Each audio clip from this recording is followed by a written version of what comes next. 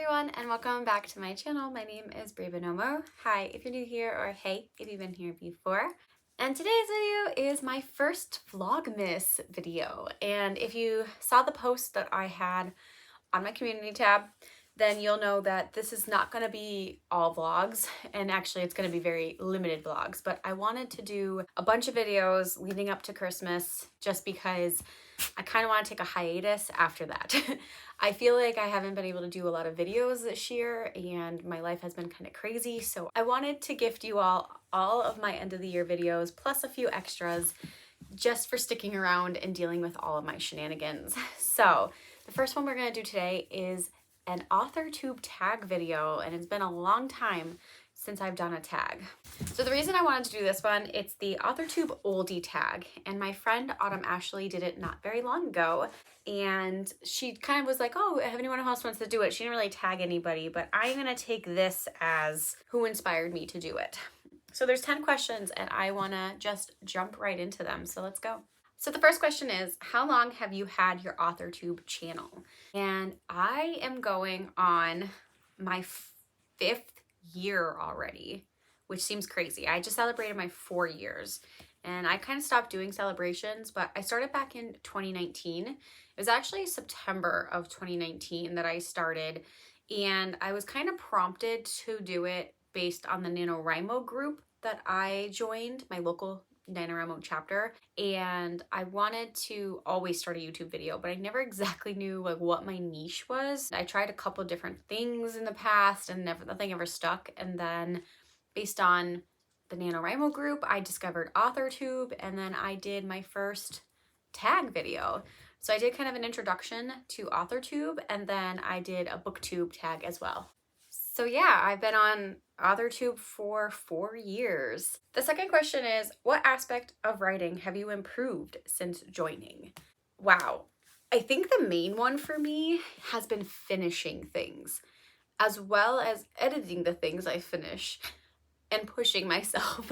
Generally, like before I really joined authortube, I had lots of ideas and I always wanted to complete my novels, but I had a really hard time doing that because I really didn't know the ways of completing a novel, and even some short fiction. I did a lot more short fiction when I was in college, but then I kind of got out of that, so I had to really rediscover and figure out what short fiction looked like in today's climate for horror, fantasy, and sci-fi. So I definitely learned more about like the current climate of writing through authortube, but also through reading more and also through booktube, because without booktube and telling me what the current trends are and what people are reading, I wouldn't know who I was writing for. So I do think I just kind of figured out my path a lot more and figured out how I personally write to the current market.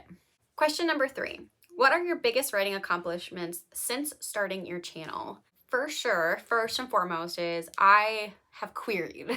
Before I started my channel, I did query another book with my co-writer, Caitlin, and it was a mess. We really didn't know exactly what we were doing. We rushed through it. We didn't know how to write a query letter. It was not a great experience. So my first accomplishment was relearning how to do that and doing the proper research so that when I queried my own book, I was prepared. And hopefully as a byproduct, if I ever do query again with another co-writer, I already have that knowledge that I can apply to. But yeah, that was the first big accomplishment, was actually like going through my novel, editing it, prepping it for querying, and sharing all of that online, because that was the first time I ever really did all of that work. And of course, the second one would be this year in 2023, I published 2 short stories, one through a small press, which is the Stygian Society, and you can get that book now. Link is always in my description. And the second was I had a short story in Havoc, which is an online publication magazine, and I am very accomplished now to say that I'm a published author. Even if, you know, people might not be into short stories, it made me feel worthwhile to have those stories published. Question number 4 is, has your drafting style, such as a plotter, pantser, or planter, evolved since you began your channel? And the answer to that is absolutely. I really came into authortube as a complete chaotic pantser.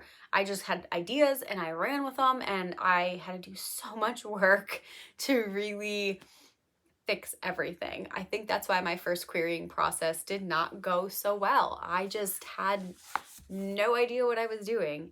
Even though I had like good ideas, I couldn't really form them properly. So then when I had like tried to plan a little bit and re-edit my book, it didn't go well. So I have slowly became more of a plotter. I still think like I'm not a plotter where I have to have a Bible and I have everything plotted out to every single detailed scene. That's not who I am. I'm still a bit of a pantser in that way. Every book I have been planning it more and more to the point where my current novel in progress is something that has every chapter planned out. And I'm actually editing the outline as I go in case things are changing so I can keep track of where I'm going and what I'm writing and how they all connect. So I do think that is a huge change from who I was just 4 years ago. Question number 5. If you plan to publish, has your publishing path goals, trad, indie, or hybrid, changed since joining? I think overall, no, they have not really changed. I still want to be a traditional published author. I'm still pursuing that, and that is my number one goal. The thing that I will say, and I can't remember if I ever said this back in the day, I think I always alluded to like I would consider indie publishing if like there were no other options or if I felt like my book wasn't going to sell enough in a traditional sense. But I do think I am more and more leaning towards small press slash indie publishing for something like my poetry collection. That is something I would really like to publish one day. I just don't think it's ever gonna take off in a traditional market for poetry, so I do think I would self-publish that at this point. But otherwise, all of my other works in romance, contemporary, horror, fantasy, sci-fi, those are all something I'm still aiming to traditional publish down the road. Number 6 is, what is something writing or channel related you've learned the hard way? I feel like I have learned that this is a very difficult place to be in. Not just authortube, but writing in general is very taxing because it is something so personal for a lot of people and it is hard to break into. There's been, even in this year, despite having 2 short stories published, I also had a ton of rejections on top of that.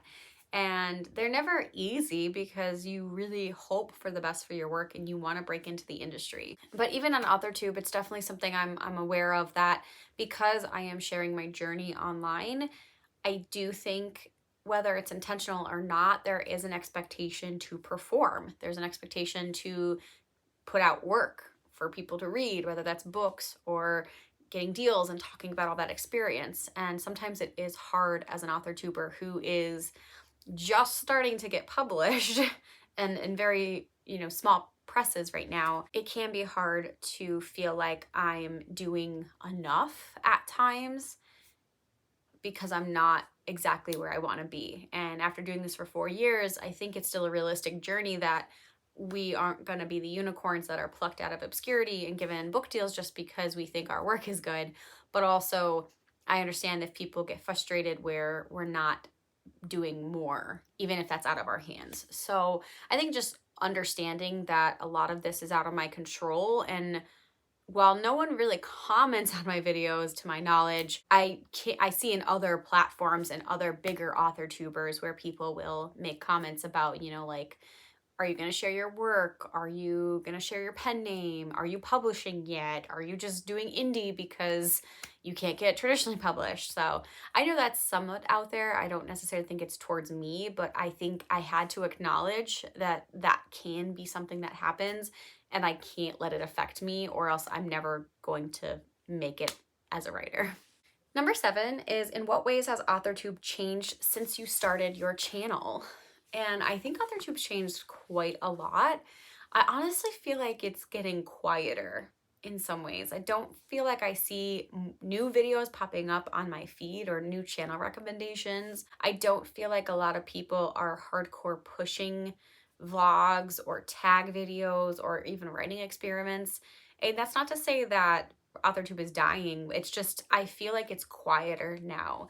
And that could be because, like me, and I'm sure other people, we had a lot of time during COVID when we were all working from home and or unemployed, And since then, for me, I had to go back to a full-time job in person, and I just didn't have the time to make videos if I wanted to keep writing. So I'm not sure if that has a role in it. I'm sure it does to some extent, but I don't see as much content being pushed by YouTube anymore, which is unfortunate because I do think there's other authortubers out there. I just can't find them popping up on my feed. I actually have to go look for them. So yeah, I just think that's what I have noticed. It's just a quieter, tends to be more like a mixture of writing and lifestyle vlogs rather than all of the super trying to be creative that now is past its prime. Number 8, what is something that frustrates you about authortube? I think I kind of can just sum up what I've already said. I think the algorithm has not been pushing authortube as much, at least in my experience, which means I'm not getting exposure to new